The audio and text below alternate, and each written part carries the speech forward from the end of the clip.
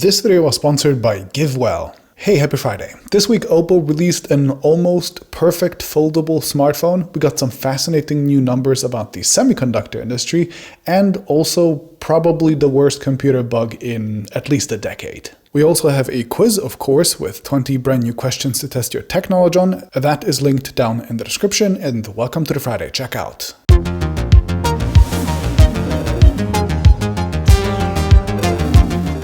Okay, my release highlights this week include this weird little magnetic webcam from Dell that you can stick anywhere on your monitor, so you appear to be looking into it while you are video calling people, as well as the OnePlus Buds Z2, which finally launched outside of China for $99 and with active noise cancellation. These are a sequel to last year's OnePlus Buds Z, the budget option, and with better life too. To see all of the new releases of the week, head on over to the full release monitor and the crowd app that you can find down in the description. Okay, my first story of the week will be the OPPO Find N, OPPO's first ever foldable smartphone getting released, and I am both incredibly excited and also just a tiny bit disappointed. First, the form factor looks pretty much perfect in my opinion, just exactly what I asked Samsung to do in my Fold 2 review as well. The outer screen is usable and looks cute, and the inner screen is correctly in landscape by default. I love it. Also, the crease is less visible than on Samsung phones because OPPO doesn't bend their screens at such sharp corner radiuses, though I'm a little bit more skeptical about this being a good thing than most reviewers. Motorola did the same thing with the Razr, and so did Huawei with their foldable, but in both cases after a month or two the screens often became wobbly, so I'll reserve judgment on this crease style for later.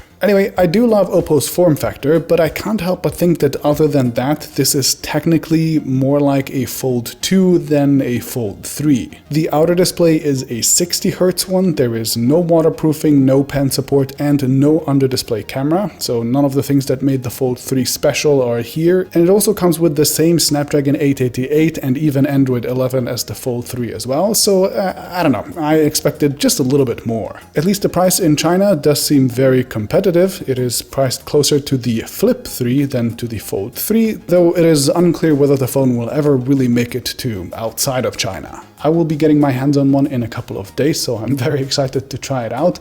But honestly, for me, the perfect foldable would be if Samsung could kind of take this form factor that OPPO came up with, completely copy it basically, and put all of their goodies like waterproofing and the S Pen and all the other stuff onto it as well, kind of like a combination of these two.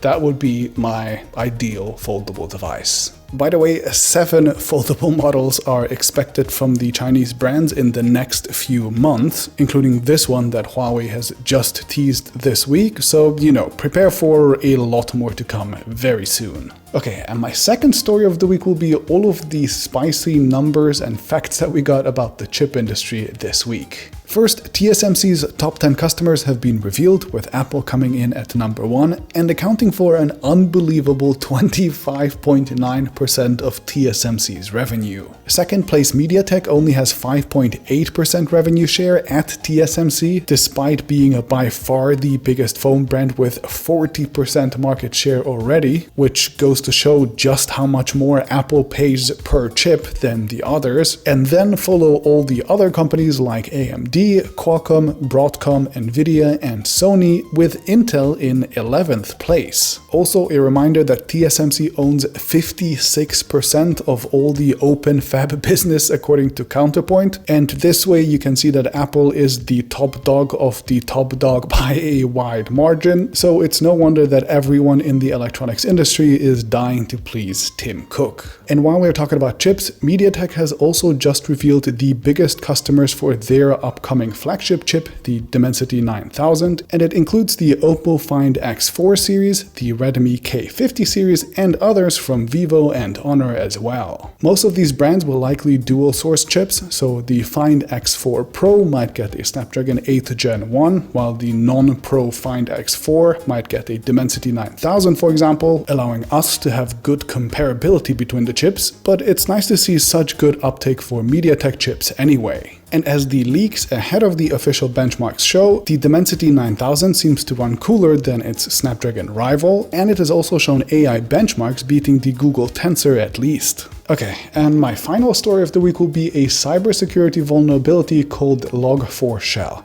And if you're the type of person who hears cybersecurity vulnerability and you just want to go straight to sleep because it's boring, hear me out. This is a huge one.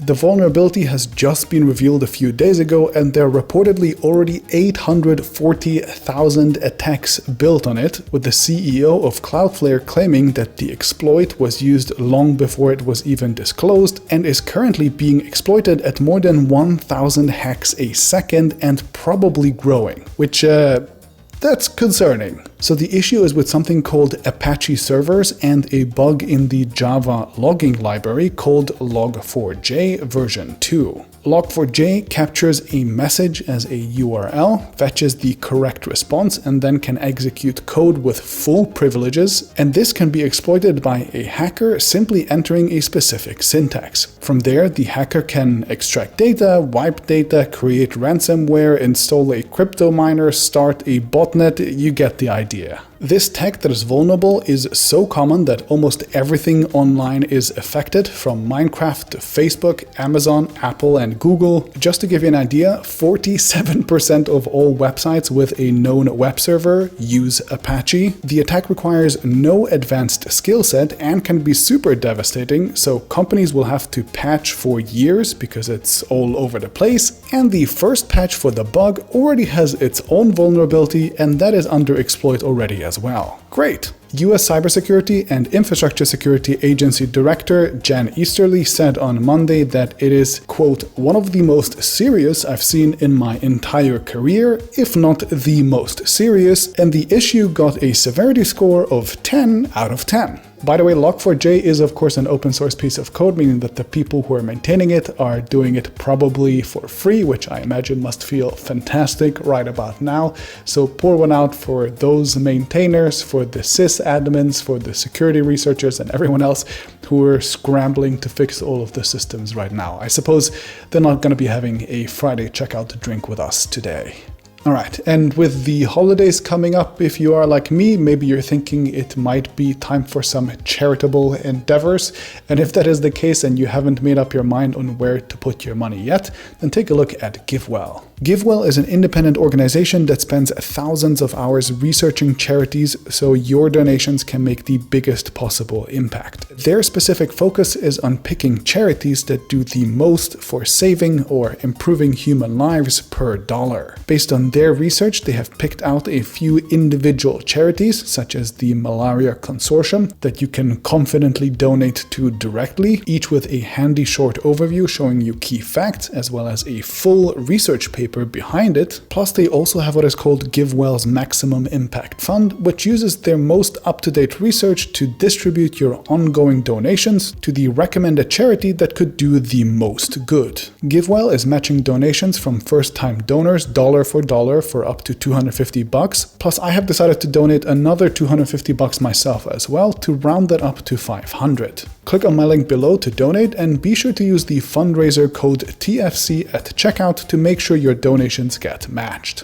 Alright, happy holidays. Just a quick note, I might skip the Friday checkout next week or the week after that, or maybe even both, because one is Christmas, the other is New Year's Eve, so I don't know. We'll see. I'll keep you up to date, and if not, then I'll see you maybe next year.